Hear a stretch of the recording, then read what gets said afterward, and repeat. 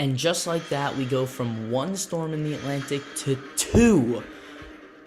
Tropical Storm Earl just formed in the Atlantic. Currently has maximum sustained winds of 40 miles an hour, minimum central pressure of 1,005 millibars, and is moving west-northwest at 14 miles per hour. Let's take a look at this storm and the impacts that it's going to have. Currently, Earl is just to the northeast of the Leeward Islands and will continue to move to the west-northwest and just miss the northern Leeward Islands before taking a sharp turn starting early Monday morning Eastern Time and ending around Wednesday Eastern Time.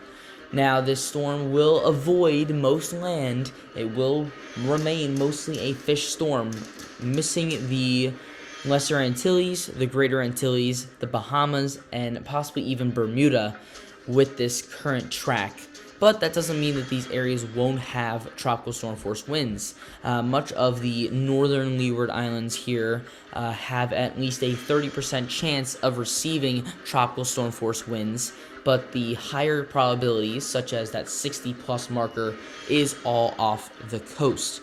Now, there are some islands here of the Bahamas, as well as parts of Puerto Rico and the Dominican Republic, that have a 5 to 10% chance of receiving tropical storm force winds. Now, for Puerto Rico, that is between Saturday at 2 p.m. and Sunday at 8 a.m. And for the Bahamas, that is between Sunday at 8 p.m. and Monday at 8 a.m. earliest time of arrival.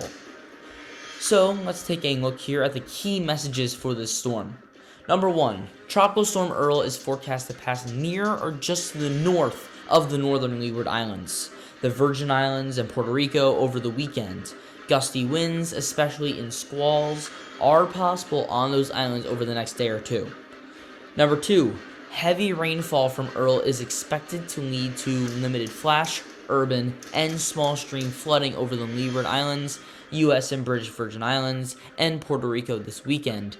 Rapid rises on rivers are possible in Puerto Rico, so that is definitely something that we need to look out for with this storm. The pure amount of moisture this storm has had to digest over the main development region. There's a lot of moisture out there that was untapped up to this point. So here is Earl here. Let's actually refresh the page so we can get the full look. The storm just formed, so we really don't have much, but we do have thunderstorm development here on the southeast side, as well as some banding on the northwest side. But again, this storm just formed. We don't have a lot of information as of yet, but the storm is projected to develop fairly well. So here is the global hurricane models for this storm. You can see that most models do have the storm taking that sharp, almost 90-degree turn towards the northeast, missing Bermuda, but there are a few models that do take this out towards Bermuda or into the Bahamas. The GEFS, the trend line here, has the storm staying to the south and east of Bermuda, to the north of the Leeward Islands, and to the east of the Bahamas, but there are a few spaghetti strands, as I like to call them, these individual lines here, that have the storm going close to those areas, such as Bermuda, Bahamas, Dominican Republic, Puerto Rico, the Lesser Antilles, all in the mix here potentially. Same deal here with the GEPS. The GEPS does have the storm going to the west of Bermuda, though, but some of those spaghetti strands do have the storm going near to Bermuda, so that is definitely something to watch out for there. Here is the European ensemble here. Most of the spaghetti strains here do have the storm staying to the east of the Bahamas, north of Puerto Rico, and the Dominican Republic, but there are a few spaghetti strains that do have this storm heading that direction. Now, here's what we're really going to talk about here is the intensity of this storm. So right now, the National Hurricane Center is showing this remaining as a tropical storm here for the next 5 days. That's 120 hours. Now, that may not be the case. There are a few models here that have this storm becoming a Category 1 hurricane before that point or at that point, that 5-day mark. Exactly. So, most models here have this remaining a fringe tropical storm for the next 4 days, which is a good news because this is when the storm is most likely to hit land, is within the next 4 days or so. Then, after about 96 hours, slowly starting to tick up into high tropical storm, low Category 1 hurricane level of status. Now, there is a lot of discrepancy here. You do have some models here having this dip back to a tropical depression and back up to a tropical storm at that 4-day mark.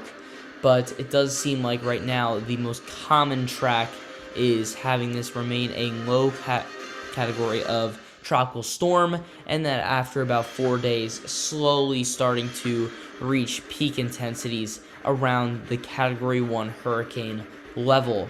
So let's take a look here at the GFS. Here is Earl, and you can see here 1,008 millibars, really not that strong, but you can see that the GFS does have this start to develop here.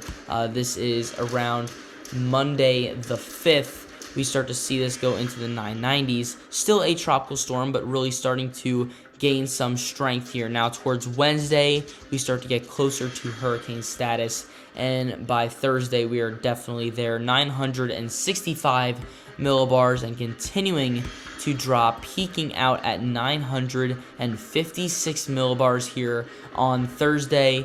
Eventually, the GFS has this moving up towards Nova Scotia, but the jet stream eventually takes this storm off into Greenland. So the full track of this storm has it making close encounters with the Leeward Islands, the Greater Antilles, as well as maybe even Bermuda there, just staying to the east at this point, but being very strong before it goes extratropical here, probably as it gets slingshotted by this other low pressure area here.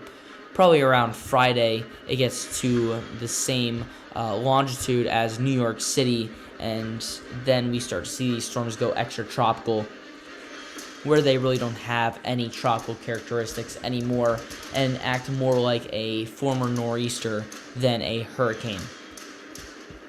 So that is not the only model we're going to look at. We're going to look at the European model as well. You can see here 1,009 millibars here. This is Earl.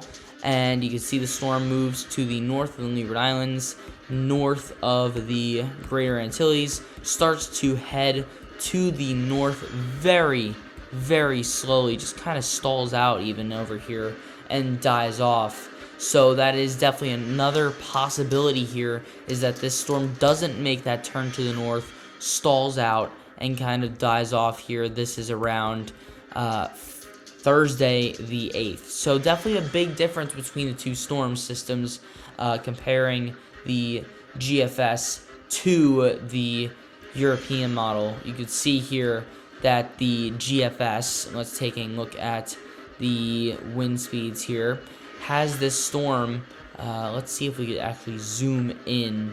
Yes, perfect.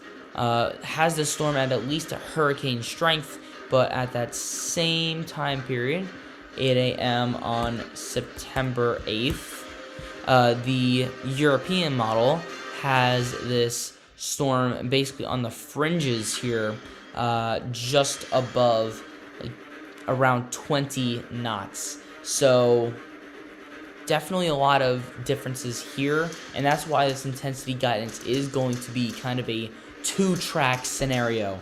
We either have that booming track where the storm does pick things up and eventually leads to a hurricane, or it just doesn't and it remains a tropical storm, maybe even gets downgraded to a tropical depression beforehand. So we definitely have to look out for the storm and what that intensity does, those wind speeds do, because that will impact areas that this storm may pass close to, including the Lesser Antilles, the Greater Antilles, the Bahamas, Bermuda, areas like that before this storm moves off to sea for the mostly the rest of its lifespan as a fish storm, that's when we really don't have to worry about that intensity as much. But while it is still in the Caribbean region, we do have to kind of pay close attention to those wind speed numbers and that intensity as the storm is starting to ramp up or not. But that is all I have for today for this storm. We are covering every single tropical system in the Atlantic and the East Pacific. So to get any of those weather updates for the tropics, make sure to subscribe and hit the bell so you never miss another weather update, whether it be the tropics or thunderstorms or flooding or winter storms. Stay tuned here for weather updates. But that is all the information that I have for today. Thank you so much for watching, and I will see you guys next time.